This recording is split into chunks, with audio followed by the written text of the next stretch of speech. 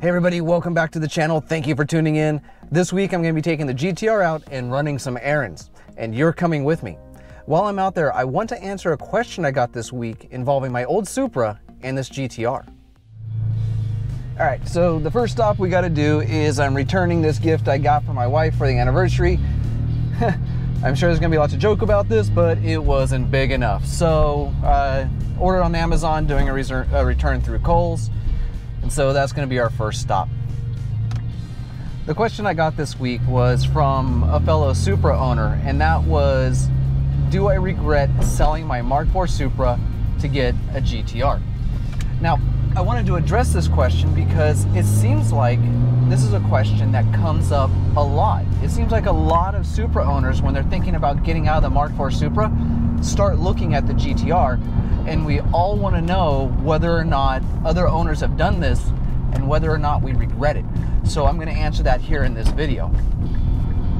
I'm just going to cut right to the answer at the beginning just to get this out of the way right away. And that is actually no. I don't regret selling my Mark IV Supra to get a GT-R. And here are my reasons why.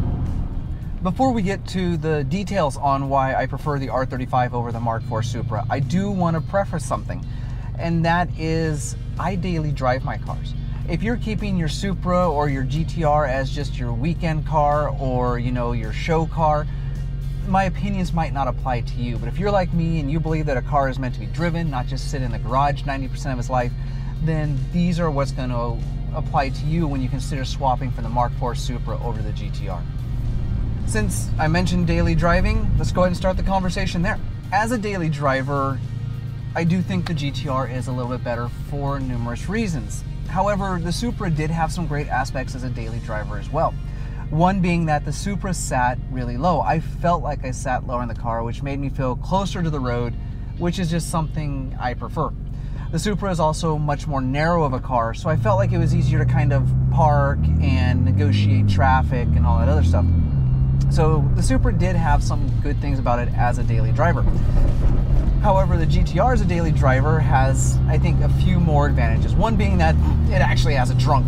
As you know, the Supra is a hatch, which means you can fit a fair amount of stuff in the back of the Supra, but as you start to collect up more stuff, it blocks the rear window, you can't see out the back. Yes, I do note the irony of the fact that I have this big cardboard box in the back of the GT-R and I have no rear visibility right now also, but you know, that's a little bit more of a rare situation.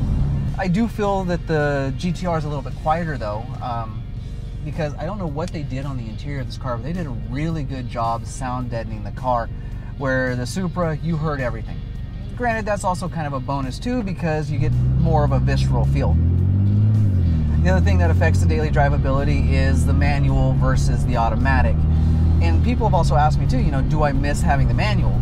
And the answer to that is, well, sometimes. I gotta admit, when you're going through a canyon, you're slamming gears, it does give you more of a connected feel to the car.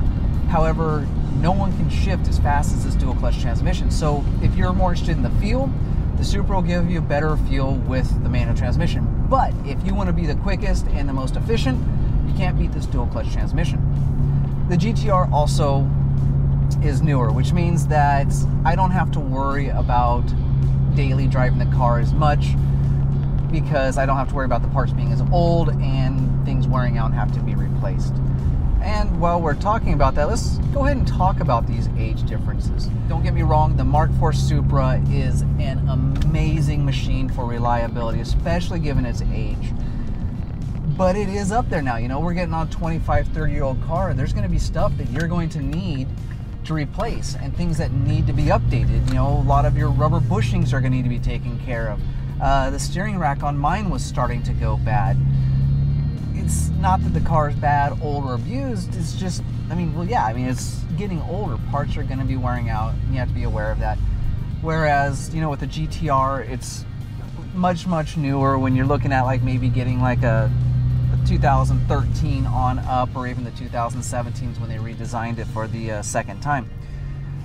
So if you're going to be using it as a daily driver, it does give you a little bit more confidence if you're going to be using it, that you're not going to be stranded on the side of the road because it's something, yes, that's not a place to come through, moron. All right, and I'm gonna have to stop the conversation there for a second because I'm at my first stop. I'm gonna get rid of this big thing in the back of the car.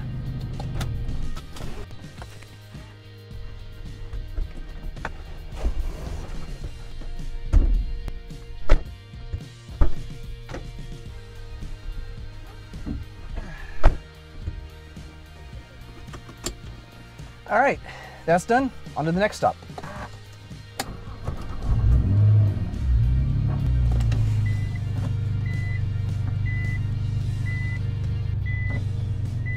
As a slight note for daily driving though, one nice thing about the Supra, it doesn't have that reverse beep. So continuing the discussion, another reason why I kind of prefer the R35 over the Supra is kind of their status. And I don't mean like how people get excited seeing one or the other on the street. It has to do with the actual nature of the car. The Supra has gotten to the point now where it's not so much of a car anymore as it is a collector's item.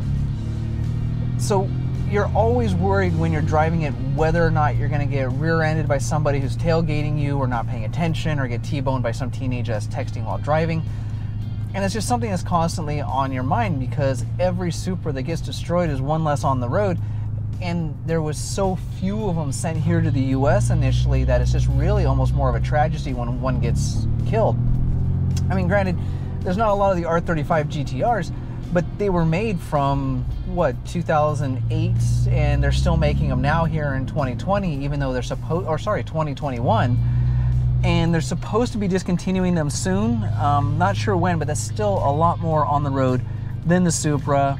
So it's less of a concern on my part. I mean, granted, nobody ever wants to get hit, nobody ever wants to destroy their car, but should the worst happen, it's a lot less of a tragedy when an R35 gets hit. So to me, that kind of helps why I kind of prefer driving the R35 over the Supra as a daily driver, and I don't regret selling my Supra. The next thing to talk about is working on the cars. Now that I've actually turned the wrench on the GT-R, and I definitely did a lot of self-work on the Supra, I can tell you that the Supra is much, much easier to work on. There's a lot more space in that engine bay, a lot easier to get your hands in. It's a lot more friendly if you want to do the work yourself. The GT-R, the engine bay is really, really tight. If you watch my video where I did the spark plugs, it's a lot more work doing the spark plugs. If you haven't seen that video, I've actually have two videos, one where I do the spark plugs on the Supra and one where I do the spark plugs on the R35 GTR. I'll go ahead and leave links to those in the descriptions down below in case you want to check those out. You can see for yourself just the difference in the amount of work it takes to change the spark plugs between the two cars. That being said, I do find myself working on the R35 a lot less than the Supra. And of course, that just goes to the age of the car, like I discussed earlier. The parts on the Supra, you know, they were getting kind of old. They kind of just needed to be replaced. GT-R, the parts are much newer in time, so I don't foresee having to replace as much. I've had the R35 for probably about 6 months now. All I've done is oil change, spark plugs, and brakes. The Supra, in, I want to say it was the 2.5, 3 years I had the most recent one. I'm not talking about my first Supra. I had to replace the bushings, had to replace the steering rack, the valve stem seals had gone bad, the valve cover gasket, of course, timing belt, water pump, thermostat. There's just a lot more maintenance on the Supra just given its age. All right, so I'm pulling into my next stop, so I'm gonna have to stop there. This is actually gonna be a fun stop for me. It looks like we're gonna be having a party and someone sent me to get whiskey.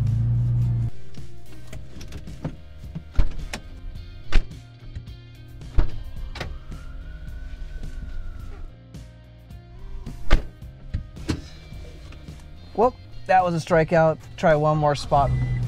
The return of the beeping.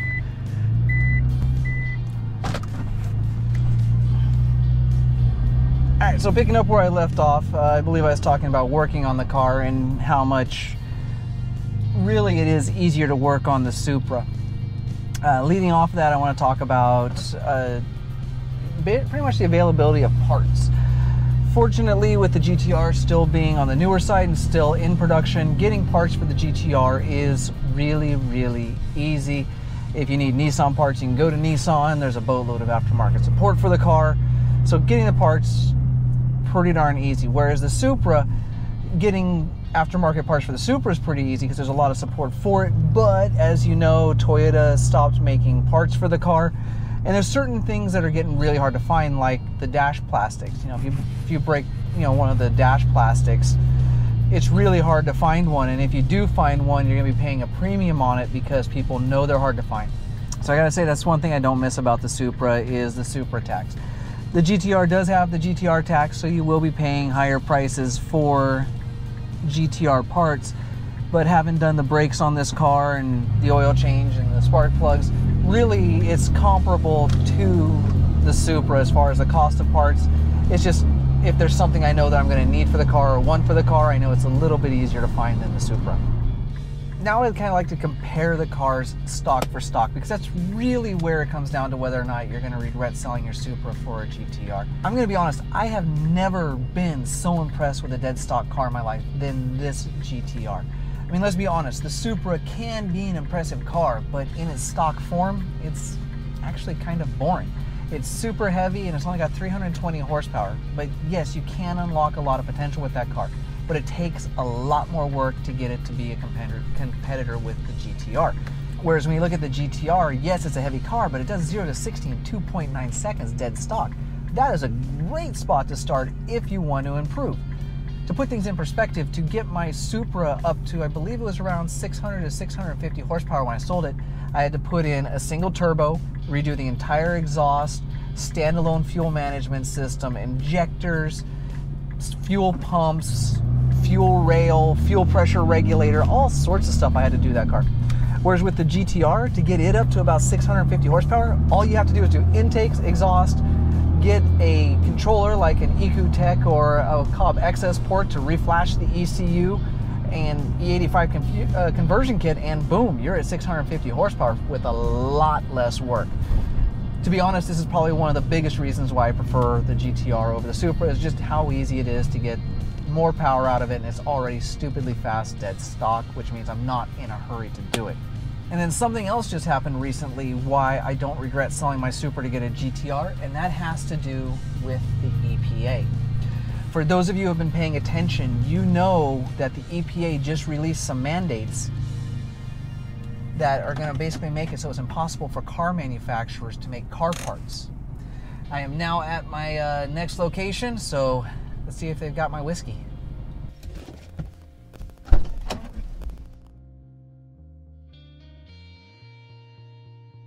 Another reason why I don't regret selling my Supra and buying an R35 is actually something that happened recently, and just by dumb luck, I already had the R35. For those of you that have been following the news, or at least paying attention to car communities online, you're aware that the EPA pretty much just killed car culture.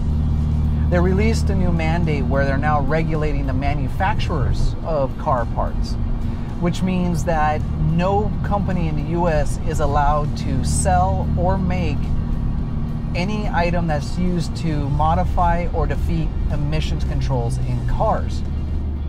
That means that the Supra is just going to be a 320 horsepower car. We're not going to be able to buy standalone fuel management systems anymore. We're not going to be allowed to buy catless exhaust systems or intakes or speed density systems.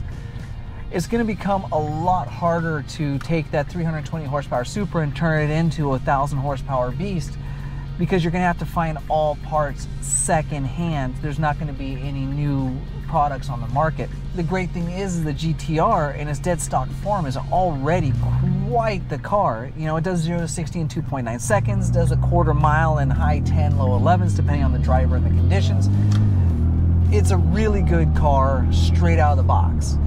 And with the EPA pretty much making it so cars can't be modified if they were sold with a VIN number, you can't even buy modified parts for an engine if it was sold with a VIN number. That means that, you know, your Supra, even though it's this great, awesome, legendary dream car, it's going to become very, very difficult to make it anything other than a 320 horsepower car.